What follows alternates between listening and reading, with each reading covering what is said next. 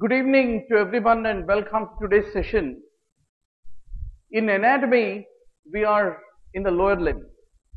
So today we shall review the muscles of the lower limb, the vessels of the lower limb, and say that we have done the lower limb. Yesterday we have reviewed the nerves of the lower limb and the joints and bones of the lower limb and ligaments of the lower limb. So that's all completes the lower limb today. So little sorry for a little late start, but somehow we are able to start. We invite Dr. Priya Brahmaramba, students of Davangere, Visakhapatnam, Praful, Raipur, etc. Now, doctor, the sacrotuberous ligament is one of the very strong ligaments that need to be remembered. It extends from the ischial tuberosity to the posterior iliac spine and the lower sacrum and coccyx, and it converts, along with the sacrospinous ligament, it converts the lesser sciatic notch into a lesser sciatic foramen, is what you have to basically remember. Then we have a sacrospinous ligament. It extends from the ischial spine to the lower sacrum and the coccyx, and it converts the greater sciatic notch into the greater sciatic foramen. So the greater and lesser sciatic foramina are fundamentally like the entry and exit into the pelvis for various structures. Now if you look at the greater sciatic foramen, what are the constituents of the greater sciatic foramen is one of the favorite questions of the examiner. Any entrance you go. Piriformis is one of the very prominent muscles which passes through that. Superior and inferior gluteal vessels. Why do you call superior gluteal vessels? Both of them are supplying gluteus only. Superior gluteal passes superior to piriformis, inferior gluteal passes inferior to piriformis. Hence the name superior inferior.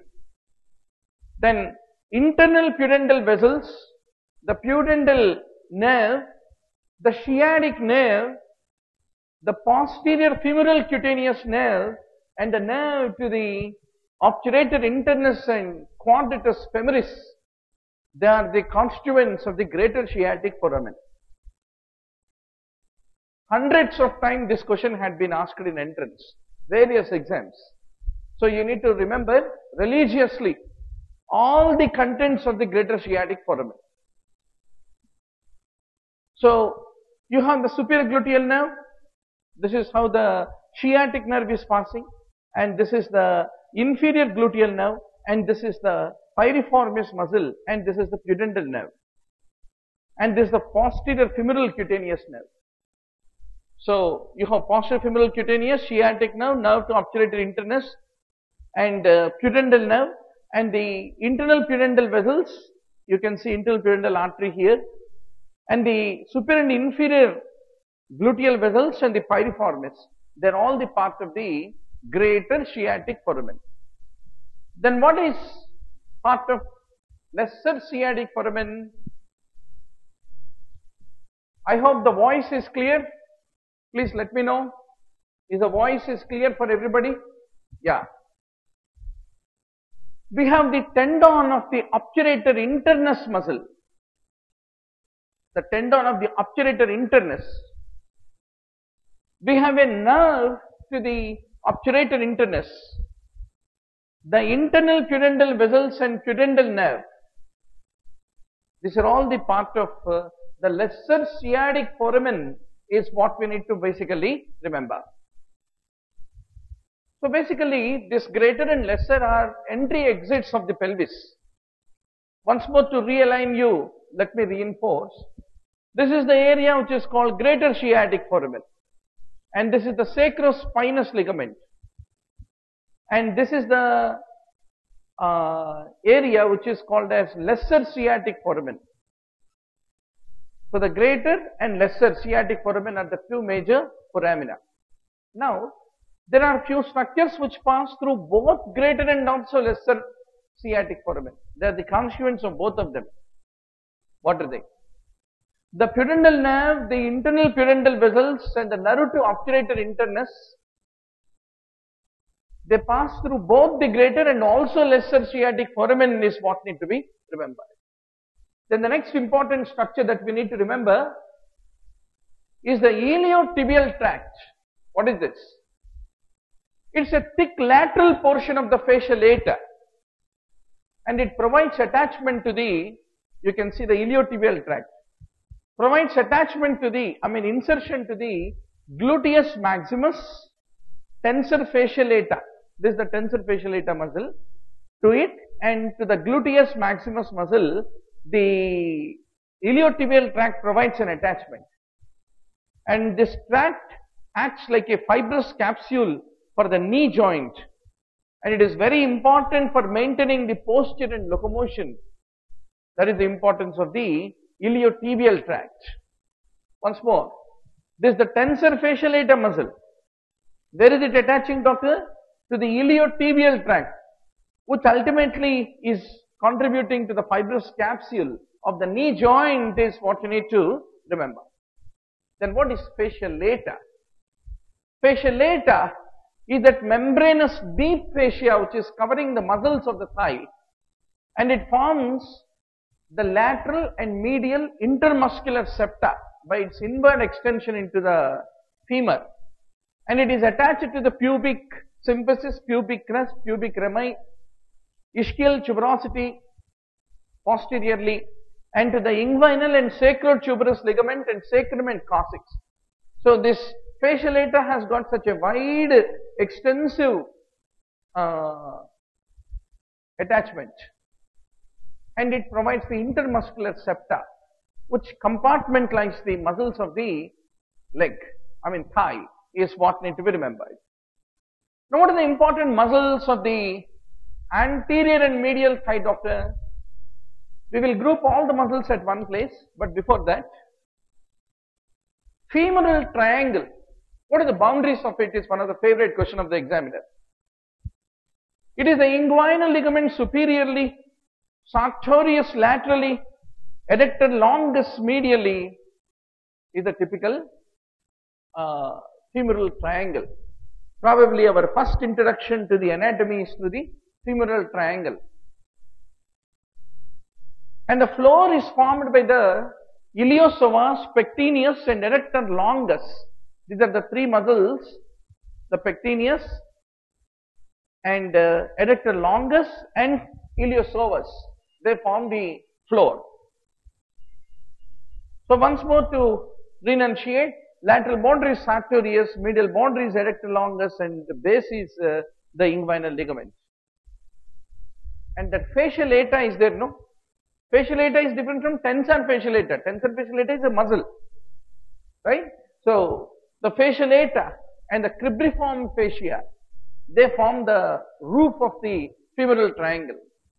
And what does femoral triangle contain, doctor?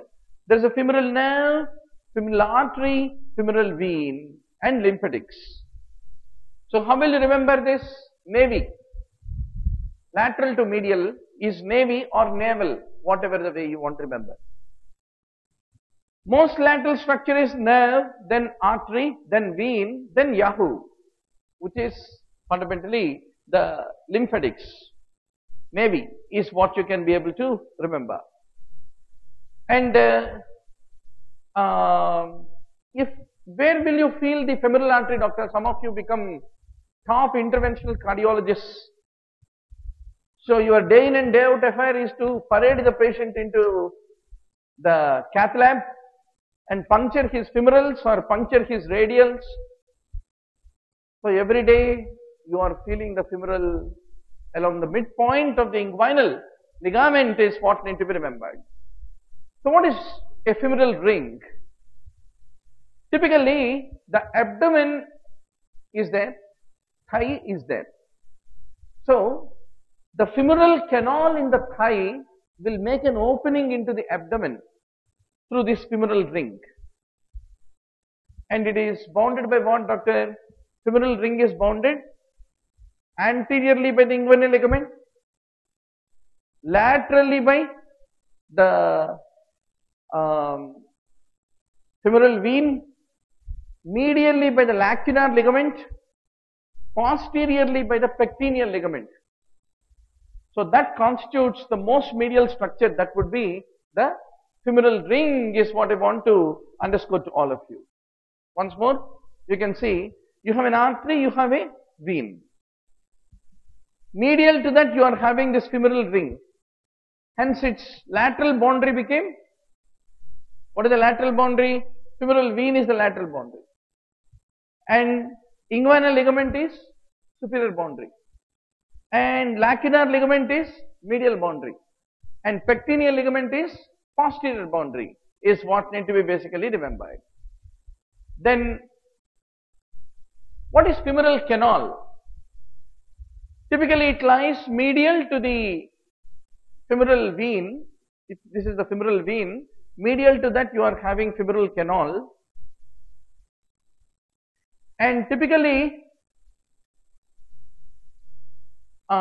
it contains the fat, areolar connective tissue, the lymph nodes and vessels, is what we have to basically remember. And the lymphatics which come from the lower limb and perineum, how do they travel into the peritoneal cavity in the abdomen? It is through this femoral ring, is femoral canal, is what you have to basically remember. And femoral canal also becomes a potential space for the herniation of the abdominal contents into the thigh, and typically it is called femoral hernia. Femoral hernia, why it is more common in the case of the women? Women have broader pelvis, that makes the femoral canal relatively more wider, which enables the abdominal peritoneal contents to herniate in the form of femoral hernia, is what I want to underscore to all of you. So Dr. Gaikwad, Sudham, Nikunj, Rohit, we are, all our group is back today. Today somehow we should see the end of lower limb. Now, femoral sheath, what is this? It is basically a prolongation of the transversalis and iliac fascia into the thigh, and it contains the femoral artery, femoral vein, femoral branch of genitofemoral nerve, and the femoral canal altogether are the part of the sheath. Do you have the femoral nerve? No. Femoral nerve is outside the sheath. Artery, vein, femoral canal, and genitofemoral branch of the and also who else is there? Femoral branch of the genitofemoral nerve. These are all the part of the sheath, but not the femoral nerve proper. This is lot of times a favorite question of examiner. We tend to think big questions we fail in exam. Small things we can lose in exam. At that point of time we will be thinking, is femoral nerve is part of it, is it outside it, or some nerve was there, which nerve it is?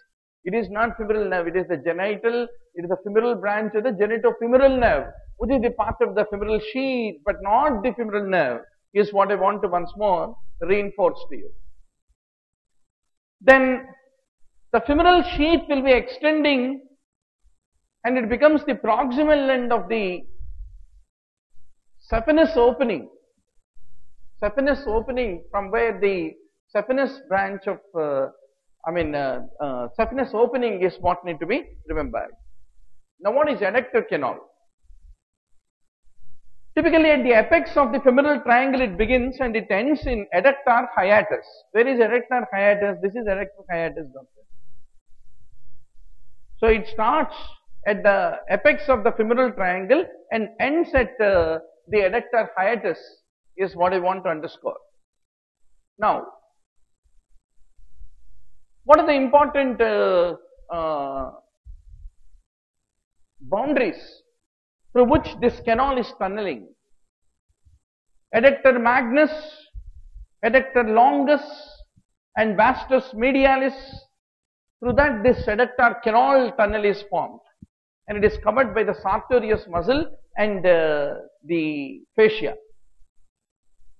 What does this adductor canal basically contain? The femoral vessels, the saphenous nerve, the nerve to vastus medialis, and descending genicular artery. Genicular artery will ultimately go and supply the knee joint, right?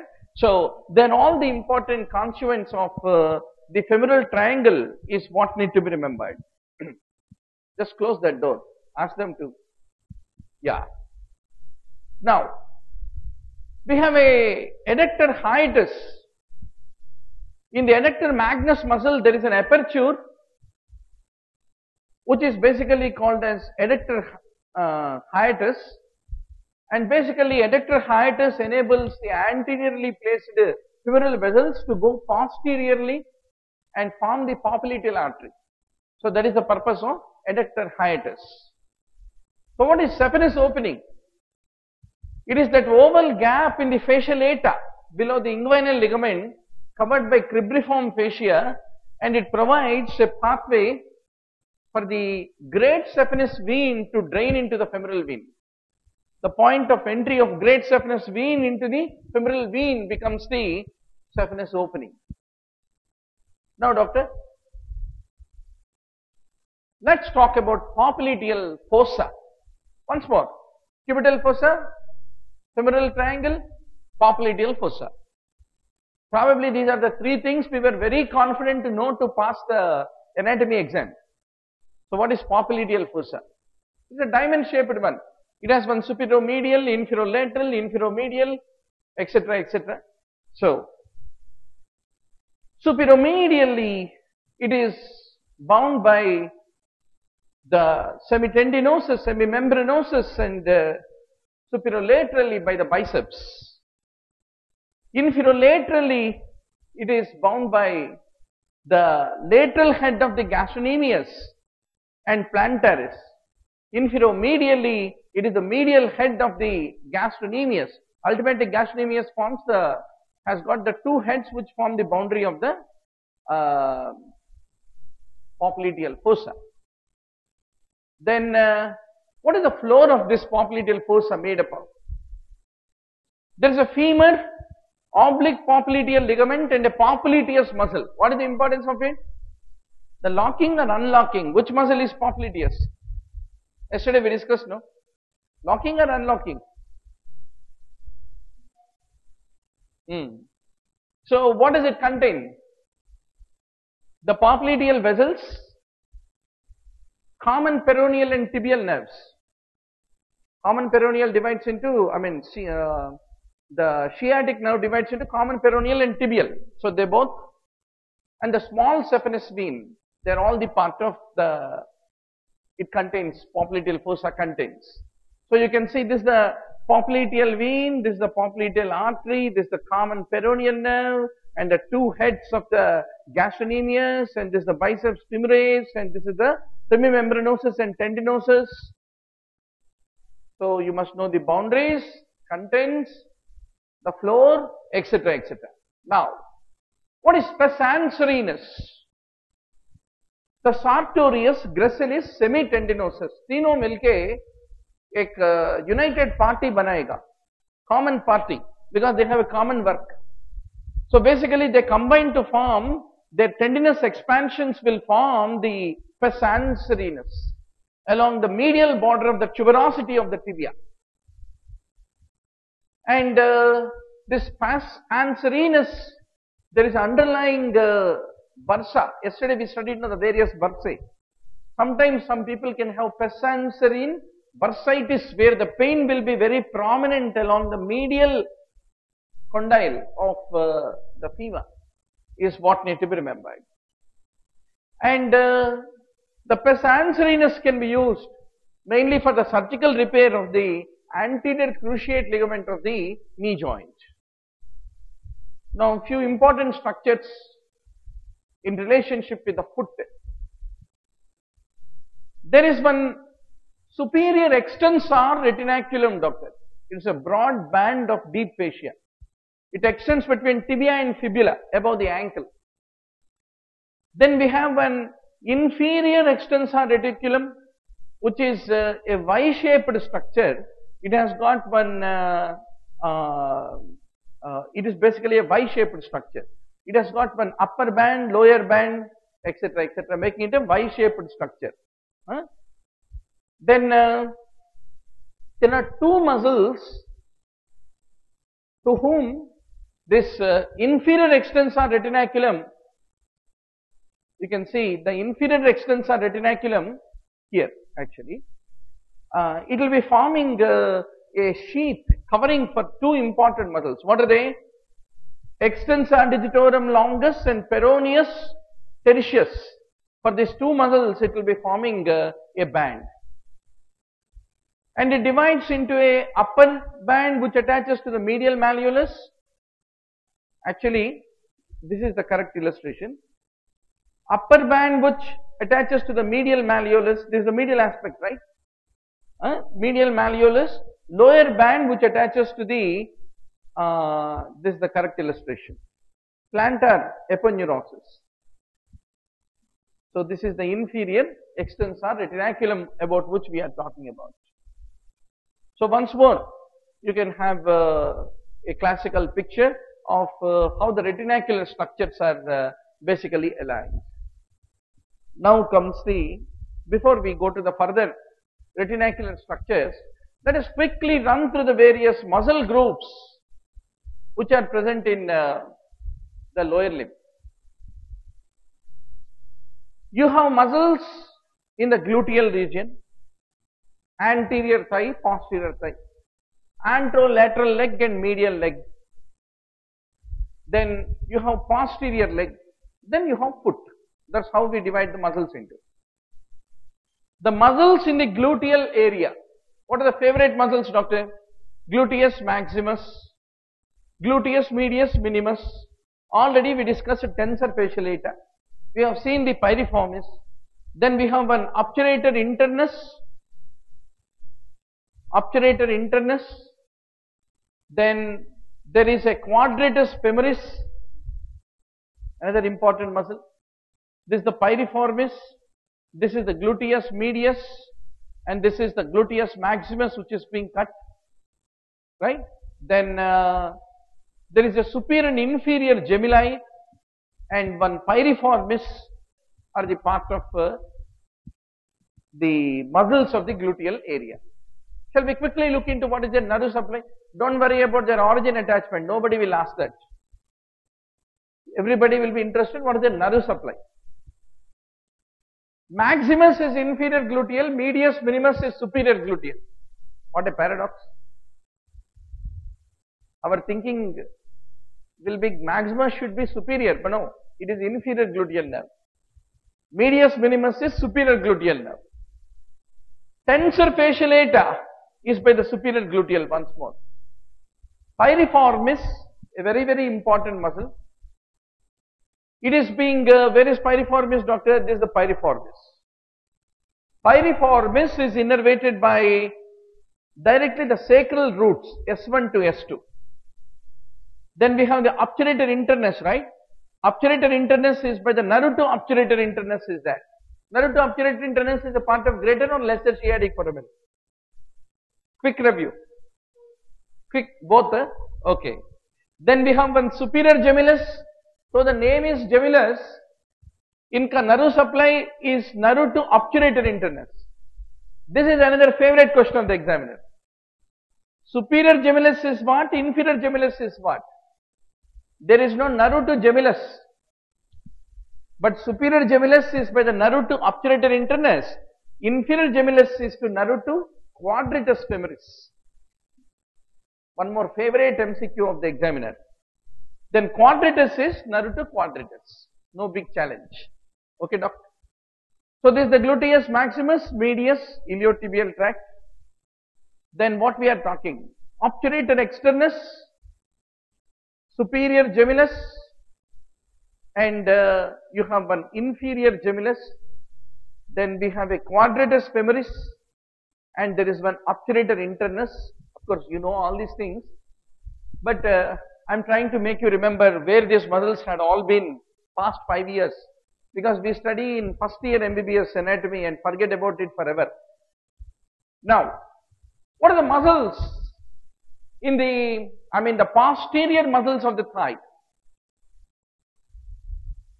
We have one semitendinosus, membranosus and biceps femoris. These are known to all of us. Hamstring group.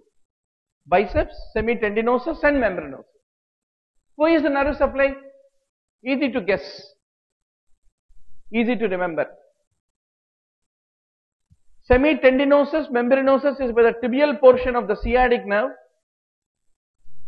Biceps is by the long head is by tibial portion. And short head is by common peroneal. If examiner is very cruel, he can ask you what is short head is, what is long head is of the biceps, that too in lower limb. But still you are now well prepared. Long head is tibial, short head is common peroneal. You are not going to basically forget. Then what are the various thigh muscles, doctor? Thigh muscles. We have a iliacus, we are talking about the thigh, anterior thigh. Iliacus, sartorius, vastus medialis, lateralis, intermedius and rectus femoris. Right? So, what is their nerve supply? All of them are by femoral nerve. No difficulty to remember. All being the anterior muscles of the thigh. Then what are the medial muscles of the thigh? We have adductor longus, adductor brevis, then gracilis, pectineus. You have a pectineus, you remember? There is a pectineal groove which is there on the femur. Yesterday we discussed a pectineal groove, intertubercular sulcus. So pectineus. Then we have gracilis and obturator externus. And obturator externus. So doctor, here what is the challenge for you to remember? If you typically look at obturator internus, where did we group it as? Obturator internus, we recognized it as a muscle of the gluteal region. But the obturator externus is recognized as a muscle of the medial group of the thigh. Obturator internus is supplied by nerve to obturator internus, but what is supplying the obturator externus, doctor? Let us see, where is the obturator externus? Yeah, we have the obturator externus. Obturator externus is supplied by obturator nerve. Obturator internus is nerve to obturator. That is the secret and fun of anatomy. Whoever remembers scores better.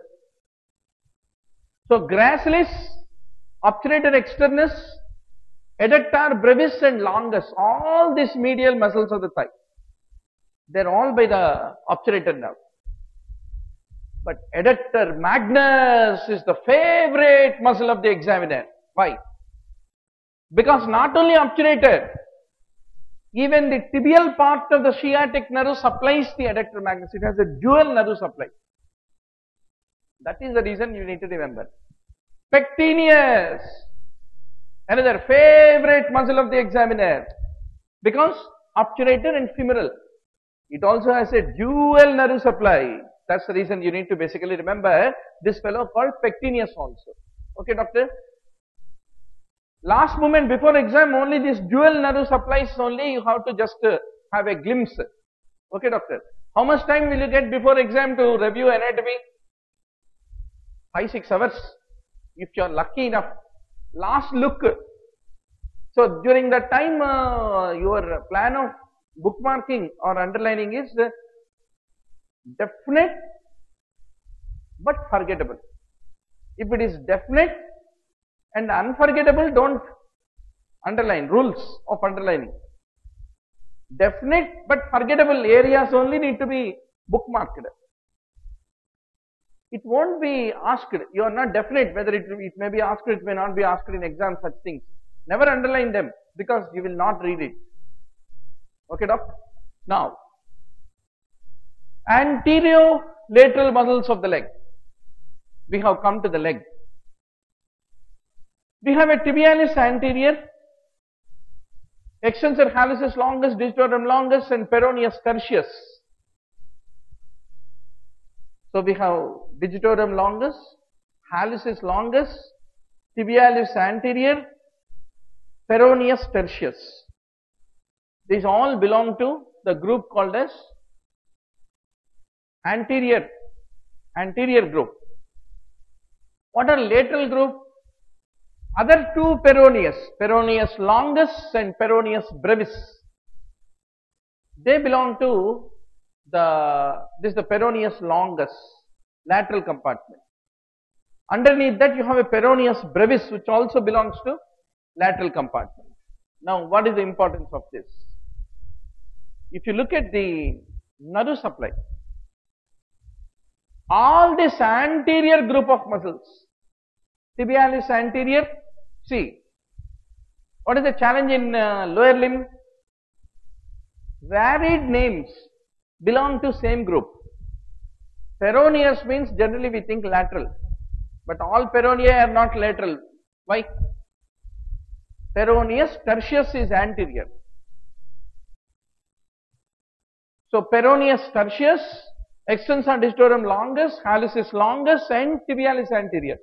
All of them are by the deep peroneal nerve, which is a branch of the sciatic nerve. Whereas peroneus longus and peroneus brevis in the lateral compartment, they are supplied by superficial peroneal branch of the common peroneal nerve. Generally, any superficial branch we think of supplying only cutaneous nerve supply. Anywhere in the body, superficial means, oh, it is only cutaneous, not muscular. That is not the case with superficial peroneal doc. Superficial peroneal supplies peroneus longus and brevis, but deep peroneal supplies peroneus tertius, tibialis anterior, extensor hallucis longus, extensor digitorum longus, all these anterior group of muscles on the leg. So this is another important view for you to show where is the brevis, where is the longus, where is the tibialis anterior, etc., are located. Then comes the posterior muscles of the leg.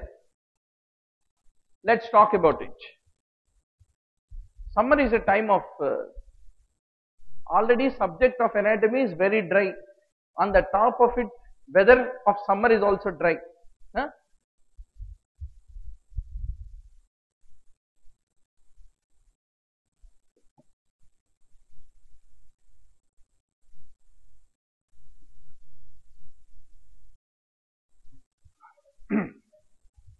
Right, doc? Posterior muscles of the leg. You have one superficial deep group. Gastrocnemius, soleus, plantaris. Thing is, all of them are by tibial nerve. Easy to remember. So you have soleus, then the gastrocnemius. So soleus, gastrocnemius, and plantaris. These are all. This is the plantaris tendon. Plantaris tendon. This is the soleus muscle. Underneath that, you can see this is soleus muscle, red part. Then we have a plantaris tendon. We have a gastrocnemius. What are they all called as? Superficial group. Then we have, if you go more deeper on the posterior aspect, Popliteus, flexor hallucis longus, digitorum longus, and tibialis posterior. They are all innervated by the tibial nerve. Now quickly summarize, doctor. Tibialis anterior is by which muscle? Deep peroneal nerve. Tibialis posterior is by tibial nerve.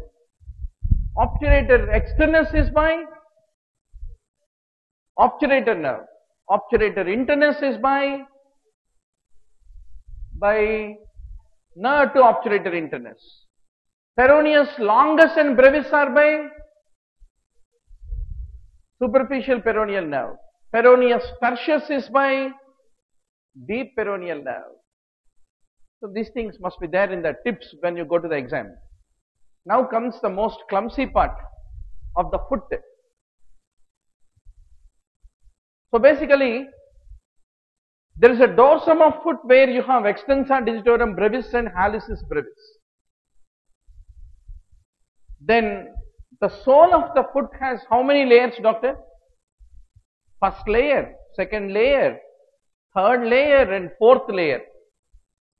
We have to know which muscles are there in each of these layers and what are their nerve supply. Very easy. First you know, extensor digitorum brevis and hallucis brevis are by deep peroneal, because they are the muscles already of which compartment? Anterior compartment of leg. They continue into the dorsum of the foot. Sorry, extensor digitorum longus and you have in the anterior compartment which muscles, doctor? You are having extensor digitorum longus and hallucis longus and digitorum longus. They are by the deep peroneal. They are the muscles of the anterior compartment of the leg. Their counterpart brevis are there, no? They come under the muscles of the foot, basically. Okay. So, but they are also by deep peroneal nerve. They are also by deep peroneal nerve. So these two brevi are the dorsum of the foot, deep peroneal nerve. Then what are the muscles of the sole? First layer, we have an abductor hallucis, flexor digitorum brevis, abductor digiti minimi. They are all basically abductor, flexor digitorum brevis. These two are medial plantar. Abductor digiti minimi is lateral plantar. Our little toe is lateral, unlike our little finger which is medial. God's creation, it's called as. Is it not? We generally recognize little finger is synonymous with medial aspect of the hand, but that becomes the lateral aspect of the foot. So lateral plantar is digiti minimi. Medial plantar is for the flexor digitorum brevis and abductor hallucis. Then second layer, so let us see, this is the abductor hallucis, doctor, and the various muscles basically incline. You can review this in the pictorial later for a mental makeup of where are they located, but mainly important is the nerve supply. Is it lateral plantar or medial plantar? Which is the one which supplies the abductor digiti minimi? The moment we think of digiti minimi, we think of medial aspect, but no. It is a lateral aspect, and remember lateral plantar. Then quadriceps plantae and the lumbricals, 4 lumbricals. Quadriceps plantae, see this muscle is called quadriceps plantae. Okay, doctor, right? It is innervated by once more lateral plantar. But if you look at the lumbricals, the first lumbrical is innervated by the medial plantar, and remaining are all by the lateral plantar. So that's what need to be remembered. Then what do you have in third layer? Flexor hallucis brevis. Hallux is big toe. Big toe always is medial or lateral structure? Medial, hence medial plantar. Whereas adductor hallucis, whenever the hallux become adducted, it is moving towards the little toe. So remember, lateral plantar is the one which basically innervates it. It has an oblique and transverse head. Then flexor digiti minimi. The little toe is lateral plantar, no big challenge. Then plantar are intraossei, dorsal intraossei. Intraossei are by ulnar nerve in the hand. The interossei in the foot are typically located in the fourth layer. And how many are there? 3 are plantar, 4 are dorsal interossei, and they are all by the lateral plantar nerve. So if you are mentally prepared for answering a question on palmar interossei, examiner's first question in anatomy is plantar interossei. That time you should not be taken as a shock. Lateral plantar is what you have to fundamentally remember. So that is in summary, Doctor.